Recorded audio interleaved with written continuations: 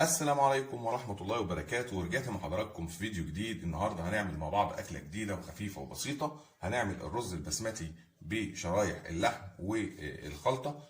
طبعا النهاردة يا جماعة احنا خلاص قربنا على شهر رمضان، كل سنة وحضراتكم طيبين. هنبتدي ننوع في الأكل بتاعنا استعدادا لدخول رمضان. فانا قلت اعمل معاكم النهارده حلقة بسيطة كده وسهلة. هنعمل فيها بقى زي ما قلت لحضراتكم الرز البسمتي بشرايح اللحم. هنبتدي بقى مكونات الاكله بتاعتنا، وهي عباره عن رز بسمتي زي ما حضراتكم شايفين كده. ومعانا خضار فريش متقطع سلايز او متقطع مكعبات زي ما حضراتكم شايفين، جزر مع فلفل الوان مع بصل مع فصوص توم زي كده سليمه.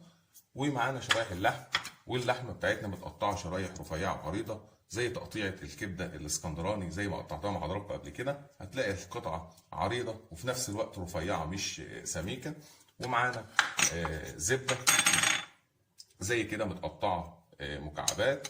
ومعايا التوابل بتاعتنا عباره عن توابل مشكله وبابريكا وفلفل اسمر كمون وقرفه ناعمه والملح حسب الرغبه. ومعايا كمان التوابل الرز البسمتي، ودي بتيجي من عند اي عطار مفيش مشكله.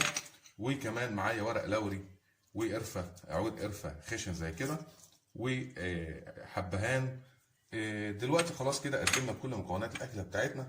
هنبتدي نطلع ان شاء الله دلوقتي عشان نشوف هنسوي اللحم ازاي ونعمل العقد بتاع الرز. خليكم معايا نطلع على البوتاجاز نشوف هنعمل ايه.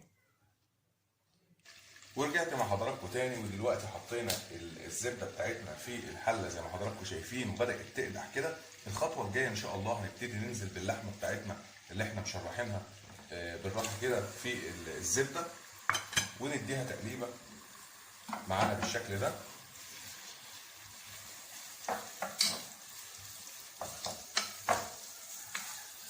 ونديها تقليبه كويس ونتاكد ان اللحمه بتاعتنا اتقلبت في الزبده.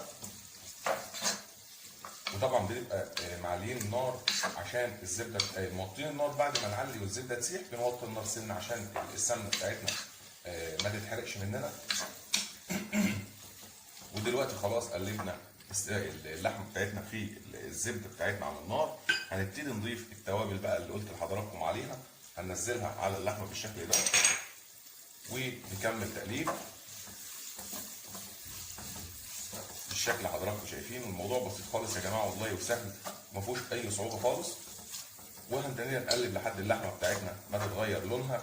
فعشان ما اطولش على حضراتكم هفصل الفيديو دلوقتي وارجع مع حضراتكم ان شاء الله لما اللحمه بتاعتنا تتغير اللون بتاعها قبل ما ننزل بالعقد بتاعها عشان تستوي. خليكم معايا.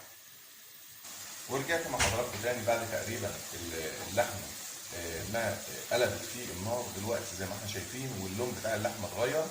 هنبتدي ننزل بشويه ميه كمان على الصوص اللي عمله اللحمه ديت بالشكل ده، وتكون الميه تقريبا دافيه او سخنه زي ما حضراتكم شايفين. وهنسيب بقى معاهم اللحمه مع الميه مع الصوص كده لحد ما تكتمل السوا بتاعها بنسبه 100%.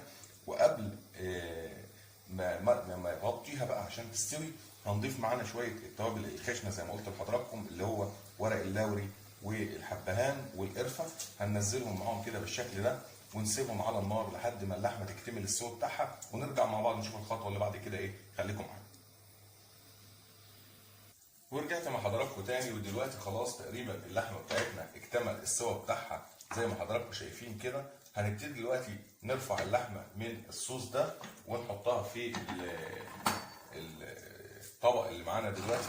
هنسمي الله ونرفع اللحمه من الصوص بالراحه خالص كده ونحطها في الطبق زي ما حضراتكم شايفين.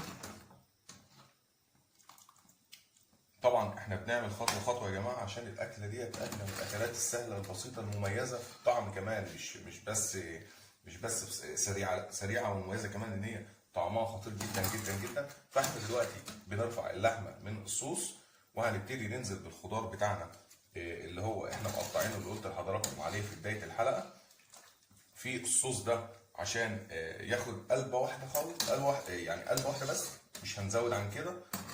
وبعد كده هنصفي الصوص ده. طبعا اللي حضراتكم بيحب الخضار ينزل مع الرز مفيش مشكله. اما انا طبعي بحب ان الرز يبقى رايق، ما فيهوش خضار ولا اي حاجه من ديت فيه. فانا نزلت الخضار بتاعي دلوقتي في الصوص اللي احنا عملناه بتاع اللحمه. هنسيبه ياخد غلوه وبعدين نرجع مع حضراتكم بعد ما نصفيه عشان نبتدي اجراءات تسويه الرز بتاعنا مع اللحمه اللي احنا سويناها. فانا هسيبه دلوقتي ياخد غلوه مع الصوص ده ونرجع مع حضراتكم نشوف الخطوه اللي جايه بعد كده ايه. خليكم معايا. ورجعت مع حضراتكم تاني بعد ما صفيت الصوص بتاعي من الخضار اللي انا ضفته عليه، ودلوقتي حطيته على النار لحد ما يقلب قلبه واحده بس. وبعد كده هضيف له معلقه من التوابل بتاع الرز البسمتي زي ما حضراتكم شايفين. هنضيف معلقه واحده بس او معلقه ونص، وهنقلب الصوص بتاعنا ده بالطريقه دي. وبعد كده هنضيف الرز بتاعنا على الصوص اللي عملناه بالشكل ده، وكمان هنضيف اللحمه بتاعتنا عليهم بالشكل ده. وبعد كده يا جماعه هنهدي النار ونسيب الرز بتاعنا يستوي، وان شاء الله هطلع معاكم بعد ما الرز يستوي ونشوف ان شاء الله شكله هيكون عامل ازاي. خليكم معايا لحد ما نشوف، نرجع مع بعض في التقديم ان شاء الله عشان نشوف الرز بتاعنا. وان شاء الله يا رب الحلقه دي تكون على المستوى بتاع حضراتكم وتعجبكم، والاكله بسيطه وما فيهاش اي مشكله خالص. واقابلكم ان شاء الله في التقديم. خليكم معايا. ورجعت مع حضراتكم تاني في التقديم، وده شكل الرز بتاعنا بشرايح اللحم زي ما حضراتكم شايفين كده.